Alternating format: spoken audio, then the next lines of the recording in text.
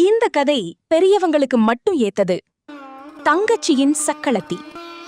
பிரியா ரொம்ப சாதுவான பொண்ணு. அவளோட மாமியார் கமலாவுக்கு அவள ரொம்ப பிடிக்கும். ஆனா அவளோட அண்ணி லலிதாவுக்கு பிரியாவை கொஞ்சம் கூட பிடிக்காது. பிரியா தன் புகுந்த வீட்ல ரொம்ப சந்தோஷமா இருந்தா. ஆனா அந்த சந்தோஷம் அதிக நாள் நீடிக்கல. ஏன்னா பிரியாவோட புருஷன் குணா இன்னொரு பொண்ண கல்யாணம் பண்ணி வீட்டுக்கு கூட்டி வந்துட்டான்.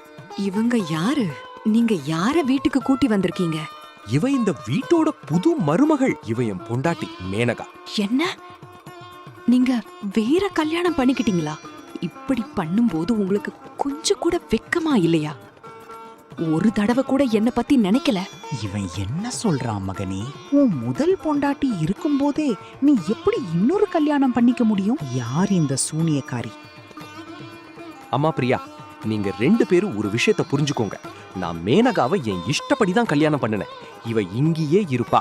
பிரியா, உனக்கு இங்க இருக்கணும்னா இரு, இல்லைன்னா இந்த வீட்டை விட்டு போயிடு. ஆனா மேனகா இங்கேயே இருப்பா. குணா சொன்னதை கேட்டு பிரியாவுக்கு ரொம்ப வருத்தமா போச்சு. அவ அழுதுகிட்டே தன் ரூமுக்கு போயிட்டா. அப்போ குணா மேனகாவ அதே ரூமுக்கு கூட்டிட்டு வந்து பிரியா கிட்ட சொல்றான். பிரியா, நீ கெஸ்ட் ரூமுக்கு ஷிஃப்ட் ஆயிடு. இன்னைக்கு முதல் மேனகா என்னோட இந்த ரூம்லயே இருப்பா. இவ ஏன் இந்த ரூம்ல இருக்கணும்? இது ஏன் ரூம். நீங்க இவள கூட்டிட்டு கெஸ்ட் ரூம்க்கு போங்க. ஹே டார்லிங், இந்த கிராமத்துக்காரியை நீ தலையில ஏத்தி வச்சிருக்க. விடு, பரவாயில்ல. நாம 2 பேரும் கெஸ்ட் ரூம்க்கே போயிடலாம். எப்படியும் இந்த ரூமோட இன்டீரியர் டிசைன் எனக்கு அவ்ளோ பிடிக்கல. ஓகே டார்லிங், நீ சொன்னா அதுவே. குணா அவளை கூட்டிட்டு போயிடுறான். பிரியா ரூம்ல உட்கார்ந்து ரொம்ப அழுறா. அப்போ அங்க கமலாவும் லலிதாவும் வர்றாங்க. கமலா பிரியாவுக்கு புரிய வைக்கிறான். ஆனா லலிதா தன் தங்கச்சியோட காயத்துல உப்பு தடவற மாதிரி சொல்றான். பிரியா, உன்கிட்ட ஏதோ குறை இருக்கும். அதான் உன் புருஷன் உன் கைய விட்டு போய் உன் சக்களத்திய கூட்டிட்டு வந்திருக்கான். என் புருஷன் அப்படி இல்லையே. அவன் இன்னொரு பொண்ணை திரும்பி கூட பார்க்க மாட்டான். ஆமா, என்னதான் குறை. நான் அவரை கடவுள் மாதிரி பூஜை பண்ணேன்.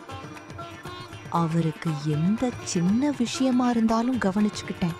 லலிதா மருமகளே, இப்போ இதையெல்லாம் பேசுற நேரமா இது? போய் பிரியாவுக்கு ஏதாவது சாப்பிட கொண்டு வா. அடுத்த நாள் காலை எல்லாரும் உட்கார்ந்து டிஃபன் சாப்பிட்டுக்கிட்டு இருந்தாங்க. அப்போ மீனகாவும் குணாவும் அங்க வந்தாங்க. மீனகா சொல்றான். டார்லிங், இங்க தினமும் இவ்ளோ ஆயில் நிறைஞ்ச டிஃபன் தானே போடுறாங்க. எனக்கு இவ்ளோ ஆயிலி சாப்பாடு பழக்கம் இல்ல. காலையில ஏதாவது ஹெல்தியா சாப்பிடணும். போதும், இன்னைக்கு இதையே சாப்பிடு டார்லிங். நாளையிலிருந்து நீ என்ன சொன்னாலும் அதுவே இந்த வீட்ல சமைப்பாங்க. ஓகே டார்லிங், இன்னைக்கு நான் என் கையாலேயே உனக்கு சாப்பாடு ஊட்டிடுறேன். மீனகா குணாவுக்கு தன் கையாலேயே சாப்பாடு ஊட்டுறான். இத பார்த்து பிரியாவுக்கு ரொம்ப வருத்தமா இருக்கு. அதுக்கப்புறம் குணா ஆபீஸ்க்கு போயிடுறான். அப்போ லலிதா மீனகா கிட்ட சொல்றான். மேனகா, உன் புகுந்த வீடு எப்படி இருக்கு? நல்லாதான் இருக்கு. ஆனா இங்க யாருக்குமே என்ன பிடிக்கல. என்னையும் யாருக்கும் பிடிக்கலையே. எல்லாரும் அந்த பிரியா பின்னாடி தான் ஓடுறாங்க. விடு, இதையெல்லாம் பேசாம வா, நான் உனக்கு வீட்டை காமிச்சிடுறேன். லலிதா மீனகா கிட்ட ரொம்ப பேசுறான். குணா வீட்ல இல்லாதப்போ 2 பேரும் மணிக்கணக்கா பேசிக்கிட்டு இருப்பாங்க. லலிதாவும் மீனகாவும் இப்படி நெருக்கமா இருக்கிறத பார்த்து கமலா நினைக்கிறா. இந்த லலிதா மருமகள் எப்பவும் மேனகா கிட்ட எறும்பு வெள்ளத்துக்கு ஒட்டுற மாதிரி ஏன் ஒட்டிக்கிட்டு இருக்கா? பிரியா கிட்ட இவ சரியா ஒரு நாள் கூட பேசுனது கிடையாதே. பிரியாவும் இவளோட தங்கச்சி தானே. இவ தங்கச்சி கிட்டயே பேசாம இருக்கா. ஆனா தங்கச்சியோட சக்களத்தி கிட்ட ஒட்டிக்கிட்டு இருக்கா. கமலா இதையெல்லாம் யோசிச்சுக்கிட்டு இருக்கும்போதே பிரியா வந்து கேக்குறா. அம்மா, இன்னைக்கு இரவு சாப்பாட்டுக்கு என்ன பண்ணட்டும்? ஏண்டி பிரியா, என்கிட்ட என்ன கேக்குற? உன் புருஷன் கிட்ட கேளு. குணா,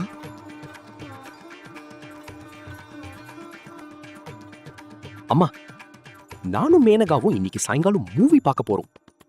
டின்னரும் வெளியில தான் பண்ணுவோம். சொல்லிட்டு குணா அங்கிருந்து போயிடுறான். பிரியா அழுதுகிட்டே தன் மாமியார் கிட்ட சொல்றான். பாத்தீங்களா அம்மா, இப்போ இவருக்கு என்கிட்ட பேசவே பிடிக்கல.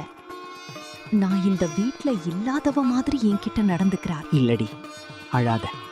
அந்த மேனகாவின் மாயாஜாலம் இவன் தலையில இருந்து இறங்கிடும். அப்புறம் இவன் திரும்பி உன்கிட்ட தான் வருவான்.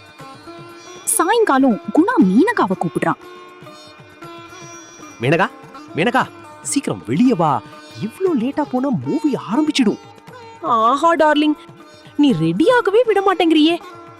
பாரு நான் எப்படி இருக்கேன். பூ மாதிரியே ரொம்ப அழகா இருக்க. இப்போ வா, சீக்கிரம் கிளம்பு, நேரமாகுது. குணா மீனகாவோட கிளம்பிடுறான். இதையெல்லாம் பார்த்து பிரியா ரொம்ப அழுறா. இப்படியே ஒரு நாள் எல்லாரும் உட்கார்ந்து சாப்பிட்டுக்கிட்டு இருக்கும்போது அப்போ குணா மீனகா கிட்ட சொல்றான். மேனகா, நாளைக்கு நான் ஆபீஸ் போக மாட்டேன். நாளைக்கு நம்ம ஷாப்பிங் போலாம். சரி டார்லிங். மகனே, பிரியாவையும் ஷாப்பிங்க்கு கூட்டிட்டு போ. அவளோட உடுப்புகள் எல்லாம் பழசாயிடுச்சு. அவன் நாள் முழுக்க வீட்டு வேலை தான் பாக்குறான்.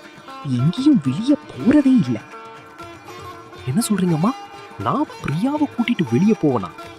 ஒருபோதும் இல்ல. சாரி அம்மா, ஆனா என்கிட்ட டைம் இல்ல.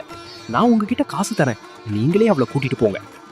மகனே, நீ பிரியாவை முழுசா மறந்துட்டியா? ஆனா ஒண்ணு நினைவுல வச்சுக்கோ, இன்னைக்கும் அவதான் உன் பொண்டாட்டி. இந்த வீட்ல தான் இருக்கா. ஆமா, பின்ன ஏன் அவ இந்த வீட்ல இருக்கணும்? போகலாமே. பிரியா, உனக்கு இஷ்டம் இருந்தா நான் உனக்கு விவாகரத்து தரேன். நல்லா யோசிச்சு உன் முடிவை சொல்லு. பதிலுக்கு நீ என்ன கேட்டாலும் நான் தரேன். குணா சொன்னதை கேட்டு பிரியாவுக்கு இடி விழுந்த மாதிரி ஆயிடுச்சு. இப்படியே சில நாள்கள் ஓடிடுச்சு. பிரியா இப்போ ரொம்ப சோகமா பேசாம மௌனமா இருக்க ஆரம்பிச்சா. ஒரு நாள் இரவு கமலா தண்ணி எடுக்க சமையல் அறைக்கு போறான். ஆனா உள்ள பேசுற சத்தம் கேட்டு வெளியே நின்னுட்டா. யோசிக்க ஆரம்பிக்கிறா. இது யாரு இவ்ளோ ராத்திரி பேசுறாங்க? இது லலிதாவும் மேனகாவும் மாதிரி இருக்கே. இவங்க ரெண்டு பேரும் இவ்ளோ ராத்திரி என்ன பேசுறாங்க? கவனமா கேட்கலாம், அப்பதான் தெரியும். அவ ரெண்டு பேரோட பீச்ச கவனமா கேக்குறா. மீனகா லலித் பாருங்க மேடம், உன் தங்கச்சி புருஷனை நான் உன் சொல்படிதான் மயக்கி வச்சேன். நான் என் வேலையை முடிச்சிட்டேன். இப்போ மீதி காசை தரணும். இல்லைன்னா உன் வீட்டுக்காரங்க கிட்ட உன் அசல் ரகசியத்தை சொல்லிடுவேன். ஏய், ரொம்ப சீன் போடாத. நான் முன்னாடியே உனக்கு நிறைய காசு தந்துட்டேன். இனிமே நான் காசு தர முடியாது. நீ மாதிரி பொண்ணுக்கு இவ்ளோ நல்ல வீடு, இவ்ளோ நல்ல புருஷன் வேற தந்திருக்கேன். இன்னும் என்ன வேணும் உனக்கு? கமலா இவங்க ரெண்டு பேரோட பேச்ச கேட்டு விஷயம் ரொம்ப சிக்கல்னு புரிஞ்சுக்கிறா. அவன் மீனகாவின் ஜாதகத்தை எடுத்து ஆராய ஆரம்பிக்கிறான். அப்போதான் அவளுக்கு மீனகாவின் ரகசியம் தெரியுது. ஒரு நாள் கமலா வீட்ல உள்ள எல்லாரையும் கூப்பிட்டு சொல்றான். குணா, நீ மீனகாவை கல்யாணம் பண்ணிக்கிட்ட. இந்த விஷயம் நம்ம உறவினர்களுக்கும் தெரியணும் இல்லையா? நான் உங்க ரெண்டு பேரோட கல்யாண சந்தோஷத்துக்கு ஒரு சின்ன ஃபங்க்ஷன் வைக்கணும்னு நினைக்கிறேன். அதுல எல்லா உறவினர்களையும் கூப்பிடணும். மீனகா, நீயும் உன் வீட்டுக்காரங்களோட பேரும் அட்ரஸும் சொல்லு. நானே அவங்களுக்கு பத்திரிக்கை அனுப்புறேன். இத கேட்டு மீனகா பயப்படுறா. அம்மா, மேனகாவுக்கு இங்க யாரும் உறவினர்கள் இல்ல. அவங்க எல்லாரும் அமெரிக்காவில இருக்காங்க. மேனகா அமெரிக்காவில இருந்து வந்திருக்கா. அதனால நீங்க நம்ம உறவினர்களை மட்டும் இன்வைட் பண்ணுங்க. குணா, நீ ரொம்ப அப்பாவியா இருக்க. அதனாலதான் இந்த 420 மீனகா உன்னை இவ்ளோ சுலபமா ஏமாத்திட்டா.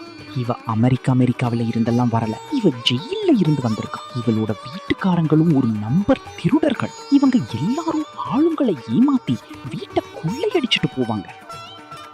இவளை உன் வாழ்க்கையில கொண்டு வந்தது யாருன்னா லலிதா. லலிதா, இப்ப நீ சொல்லு, ஏன் இப்படி பண்ண?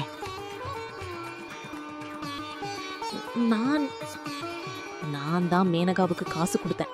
அவ குணாவை காதல் வலையில மாட்டி என் தங்கச்சியோட சக்கலத்தையா இந்த வீட்டுக்குள்ள வரணும்னு. ஆனா அண்ணி, நீங்க ஏன் இப்படி பண்ணீங்க? ஏன்னா நான் உன்னை பார்த்து பொறாமப்பட்டேன். வீட்ல எல்லாரும் அம்மாவும் உன்னை தான் ரொம்ப நேசிச்சாங்க. நான் உன்கிட்ட பழி வாங்கணும்னு நினைச்சேன். அதனாலதான் இப்படி பண்ணேன். அண்ணி, உங்களுக்கு வெக்கமா இருக்கணும். நீங்க என் வீட்டை அழிச்சிட்டீங்க. நான் உங்களை ஒருபோதும் மன்னிக்க மாட்டேன். எல்லா உண்மையும் தெரிஞ்சப்புறம் குணா மீனகாவை வீட்ல இருந்து வெளியேற்றிட்டான். பிரியா கிட்ட மன்னிப்பு கேக்குறான். பிரியா, என்னை மன்னிச்சிடு. நான் உன்கிட்ட சரியில்லாம நடந்துக்கிட்டேன். குணா, என்னால உன்னை மன்னிக்க முடியாது. உன்னோட இருக்கவும் முடியாது. நான் இந்த வீட்டை விட்டு போயிடுறேன். ஆனா பிரியா, இதுல என்ன தப்பு நான் பண்ணேன்? இதையெல்லாம் அண்ணி தானே பண்ணா. நான் நிரபராதி தானே. மேனகா உண்மையிலேயே நல்ல பொண்ணா இருந்திருந்தா நீ அவளை விட்டுருப்பியா? இதுக்கு என்ன கேரண்டி? நாளைக்கு மேனகாவை விட நல்ல பொண்ணு கிடைச்சா நீ திரும்பியும் இதே தப்ப பண்ண மாட்டேன்னு. பிரியா தன் சாமான்களை எடுத்துக்கிட்டு வீட்ல இருந்து போக ஆரம்பிக்கிறான். கமலாவும் குணாவும் அவளை நிறுத்த ரொம்ப முயற்சி பண்றாங்க. ஆனா அவ நிக்கல. அண்ணி, நீங்க ஏன் இப்படி சோகமா நிக்கிறீங்க? நீங்க என்ன ஆசைப்பட்டீங்களோ அது நடந்துடுச்சு இல்லையா? நான் என்றென்றைக்குமா போயிடுறேன்.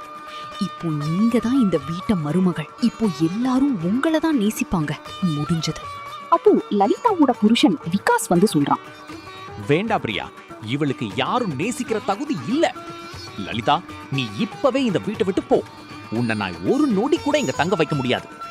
நான் உனக்கு இந்த வீட்ல இடம் கொடுத்தா நாளைக்கு நீ எங்க மேல என்ன மாதிரி துன்பங்களை கொண்டு வருவியோ தெரியாது. லலிதா விகாஸ் கிட்ட ரொம்ப மன்னிப்பு கேக்குறான். ஆனா அவன் அவளை வீட்ல இருந்து வெளியேற்றிடுறான். தன் சந்தோஷமா இருந்த வீட்டை தானே அழிச்சுட்டோமேன்னு லலிதாவுக்கு வருத்தமா இருக்கு. விகாஸ் தன் பொண்டாட்டி லலிதாவை மன்னிக்கவும் இல்ல. பிரியா தன் புருஷன் குணாவை மன்னிக்கவும் இல்ல.